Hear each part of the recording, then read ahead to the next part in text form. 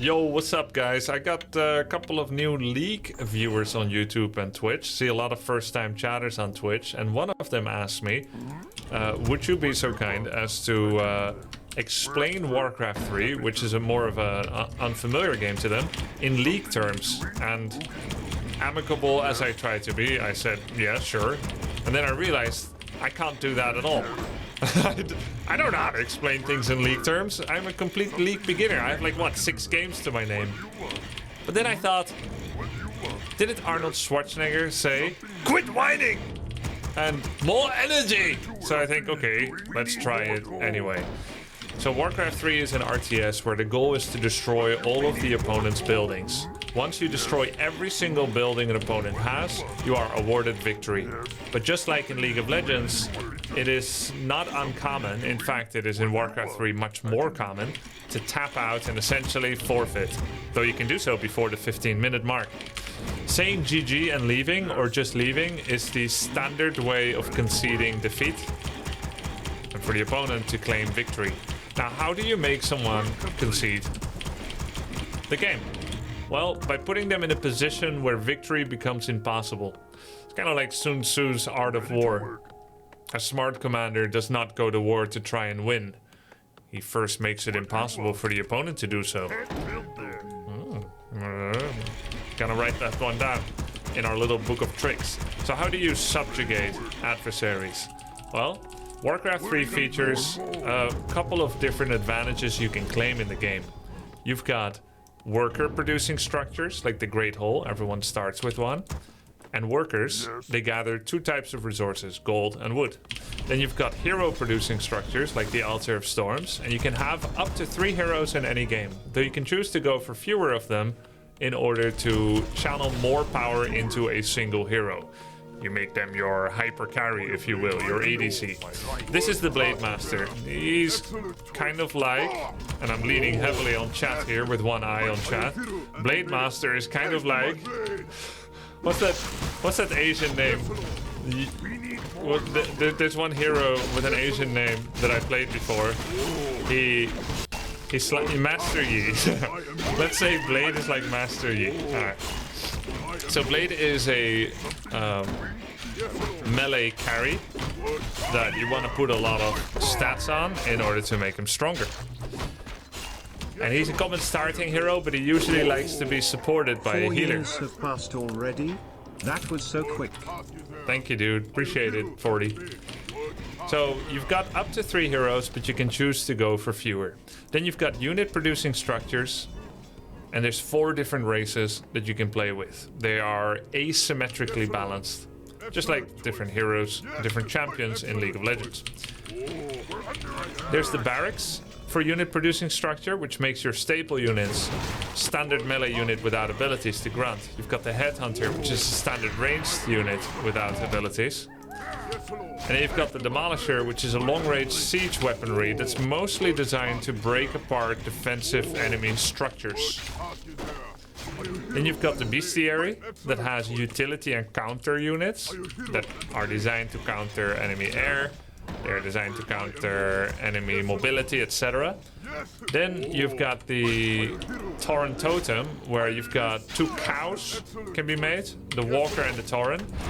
They're both anti-ground, and they're a bit anti-magic and anti-weak and small units.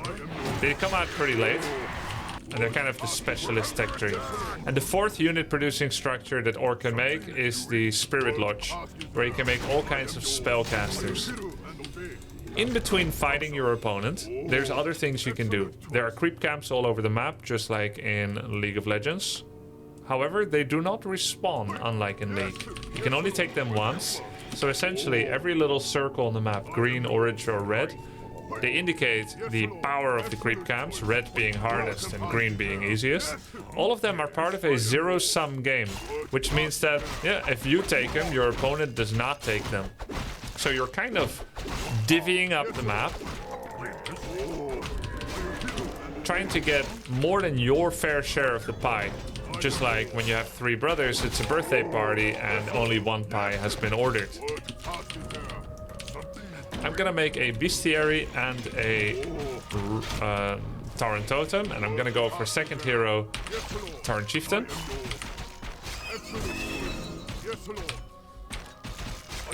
I have now creeped to level 3. Level 3 is a big power spike as one of your abilities becomes level 2. I have picked Windwalk, which is a fast-moving, invisible, phased movement ability that allows me to scout and come out of scouting with some big hits. I see a couple of ghouls from his creeping that are low, so I'm gonna pick them off before he has a chance to react.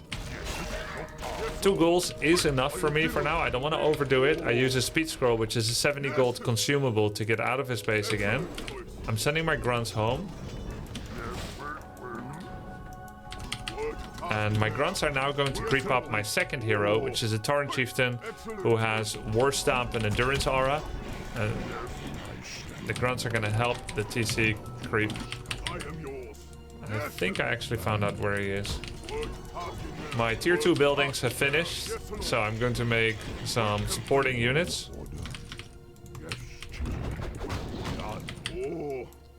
Rescouting his base, see if I can cancel his slaughterhouse.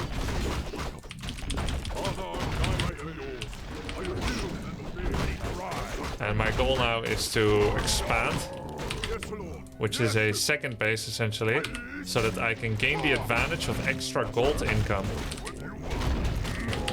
There are many different advantages in this game. You can have bonus gold income. You can have higher hero levels. You can have better items. You can have better micro, bigger army, better unit type. So there's all kinds of different ways that you can win a game of Warcraft 3. You can have more units, you can have better units, you can have units that counter the opponent. You can have higher heroes, better items, more gold, etc. So he's been creeping pretty heavily. He's actually crept all the way to Death Knight level 4. And if he had dust, I'm actually dead.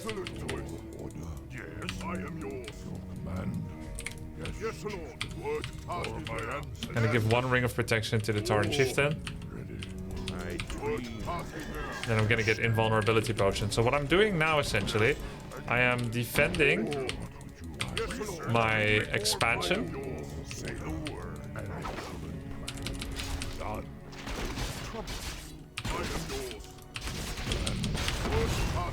And I actually managed to snipe his Lich before he's able to coil it. So he's got Death Coil. Death Coil is an ability that allows him to heal secondary heroes. Oh, I'm gonna try to go for the surround. Oh, I didn't get it. So he could have saved his Lich, but I actually managed to land a War Stamp, which stuns both of his heroes at the crucial time, which prevented him from healing his Lich on time. Now, I have made an interesting decision this game. This game I've decided to stay on a lower tier of technology, namely called Tier 2. Tier 2 is what it's called when your Great Hall, your main building, upgrades only to the Stronghold, but not all the way to Fortress. Tier 3, going to the final tier of technology, is not unusual at all. It's very usual. But I've chosen not to do it in order to instead take an economic advantage. No doubt, even now, he is going for Tier 3 himself. So he is going technologically advanced. What I'm doing is I'm investing in a lower tier army, but more of it. So I'm essentially trying to use my expansion. Now the problem with that is, soon enough, he is going to be able to make very technologically advanced units, like Destroyers or Frostworm. And all of those are really good against what I have. So that creates a very awkward dynamic where my army cannot beat his army. So why would I make this choice? Well, that's why it's important for me to adapt and make units that are going to be a counter to what he is probably going to be making. So I've made my expansion a long time ago, and it's only very recently that I've started to be able to use it, because it takes a while to produce. So as you see, you can have up to 5 workers in a gold mine.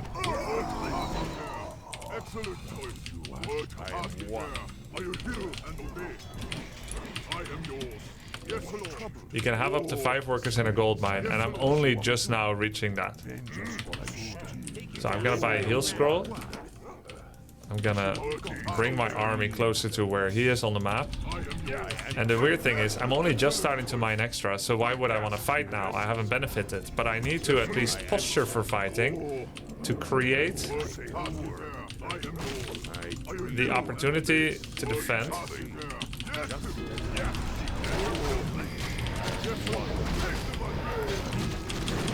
It's a big war stomp. So let's try to kill ghouls. Ghouls are actually very cost efficient in terms of damage.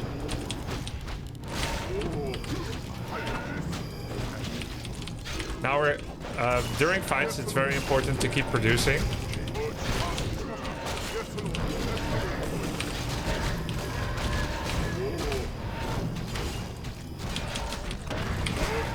He's gonna try to nuke my blade. I'm gonna dodge the coil with a potion of invulnerability. I'm almost going to block it. I didn't think it was gonna come anymore because he took so long, and I took my hands off to try and control something else. But anyway, I'm not dead.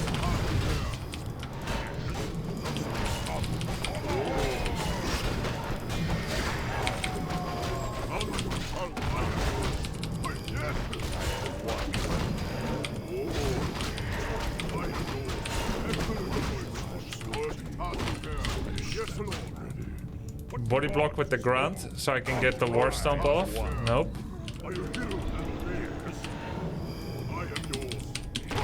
I got him.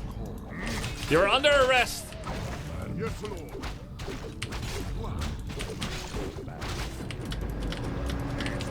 And now you can see the fruits of our labor starting to pay off. Our army is absolutely ginormous. We've used Spirit Link, which is a spell from this little cow here, to split damage. We've made an anti-army, an anti-air army via headhunters. And we have plenty of money to buy all kinds of consumables, like potion of healing, etc., to get ourselves back into action.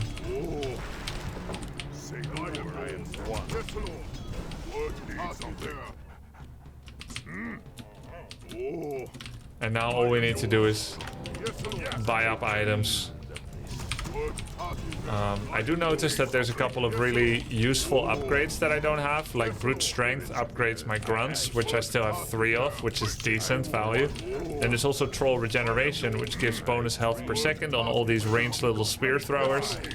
All very, very useful. There's cool things you can do in Warcraft 3, such as you give Pendant of Energy, which gives mana to your blade, then you use Windwalk, then you give it back to the TC. And by doing this, you have essentially cheaper Windwalk spells, while still having all your mana pool in your TC. You can get really creative with that kind of stuff. Anyway, regeneration is finishing. We're getting brute strength. When you're capping out on current population capacity, like I am now, it's usually a good idea to start some final upgrades before starting a fight. So we are on his side of the map. So if you compare now making extra units, they won't get here on time. But now getting an upgrade, the moment it finishes, it completes universally all the way across the map. Before a fight, always make another burrow, which is a population capacity increaser. That way, about 40 seconds into the fight, you can start producing extra units if you haven't lost any yet. We use the speed scroll to get in position. This gives us temporary max movement speed.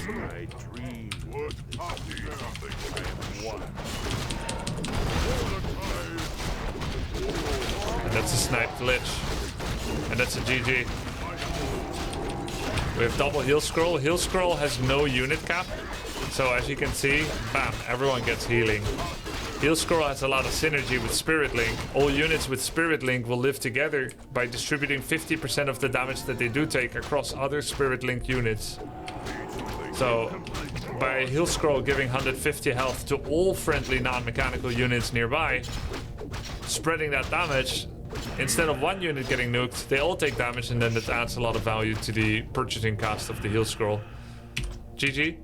I used economic advantage. I used anti-ground damage heroes, maximum damage heroes. They don't have healing, Blade TC, but they have maximum aggression. And I tried to use that to protect the expo. We stayed in position to defend it. We crept nearby, and it worked. GG. Any questions? Thanks for the prime, Jamie Blasquez.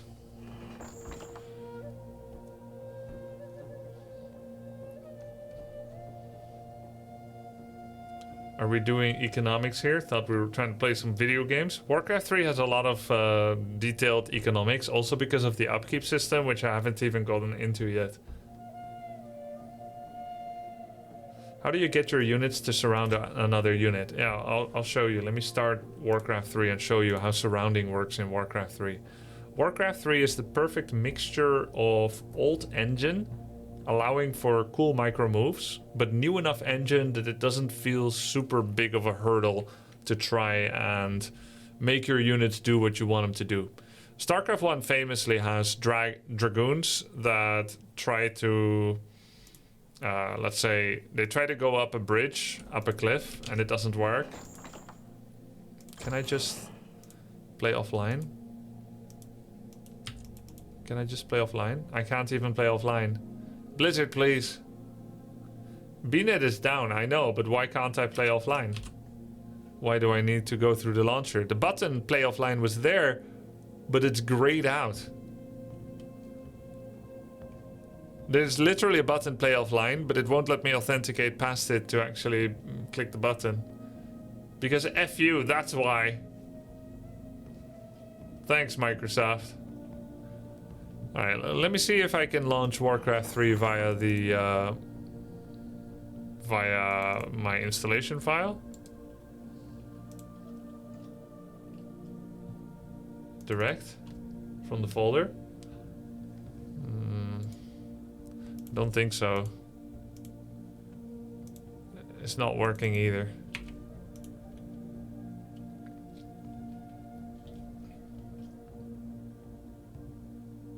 Try test mode from mapmaker. Maybe that works. Let me see. Editor. World editor, I think it's called.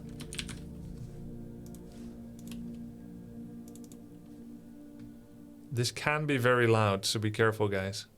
I'm gonna try to insta-mute the world editor. It has some kind of obscenely loud booting sound. I'm trying to insta-mute it once it appears on my console. Actually, it's not letting me launch the world editor via the folder either.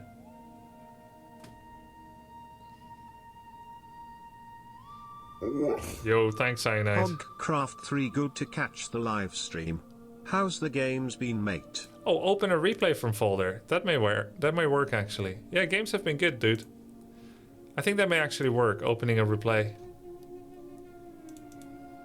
I don't know if it keeps me in the game afterwards, but let's try it out.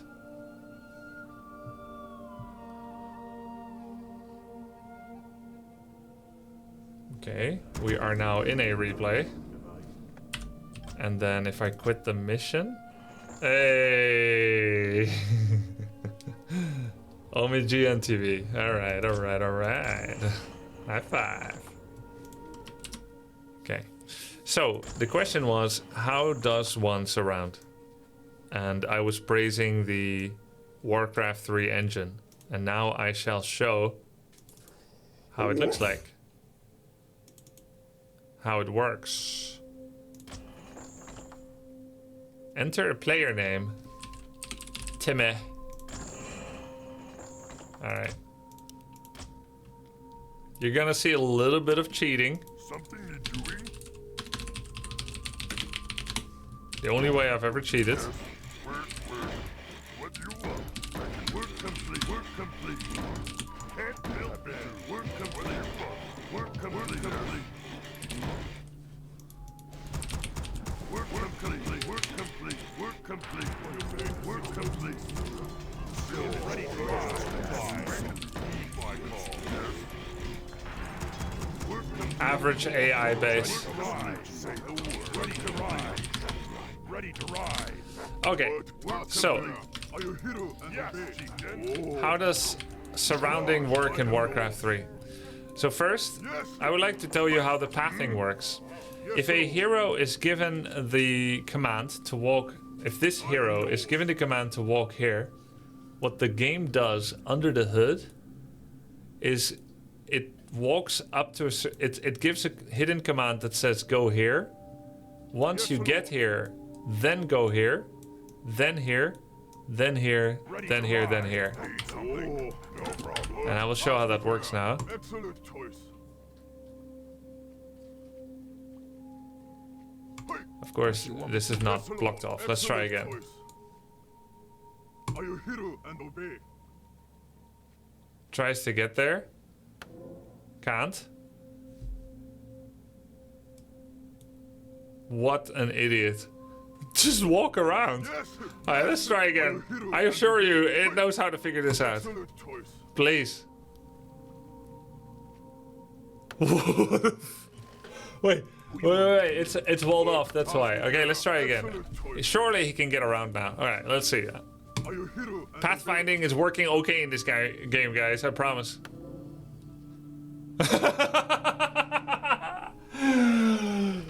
Oh, man. Alright. yes. Alright. I really didn't think this was gonna happen. Alright, let's try again. We'll do it from here to here. Please don't let me down. Turn right. Down.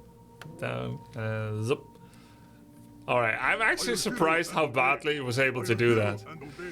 Yes. So now that you kind of understand how pathing works and that it gives like hidden commands and it couldn't freaking work this out apparently, I am yours. now you can understand how to block. So you would think if you click here that it's gonna go around. It should in fact start walking like this immediately, right? It should. If I say here, does it get blocked or does it go around? What an idiot. So anyways, you would think that he goes up. We can understand. We are human. We're really smart. We can understand that this would be the way to reach here, but under the hood it's not working. So anyway, if I say go here first and then go here, you can start to body block and make that trip actually last so much longer. Need something. Let's ride. Yeah. And the funny thing is it keeps trying, right? It keeps trying to recalculate the route to the destination. Let's ride. And it's as simple as just repeatedly blocking the northeast-southwest trajectory of a hero. Oh, So in Warcraft 3, if you want a body block, it's northeast-southwest works better than diagonal, diagonal, diagonal, diagonal. So for instance, this hero can get surrounded like so. At this moment, the shadow cannot escape anymore. He's stuck. Northeast, southwest imprisonment. Try to do the same with diagonals and you'll find out it's actually a lot harder. yes. I am one with They're essentially just as close as otherwise, but he's got all kinds of places where he can escape. Or at least, yeah, he can escape everywhere. So the first thing to understand is when you're trying to surround someone, there's two ways to do it in terms of the mechanics, but you're looking for northeast, southwest surround.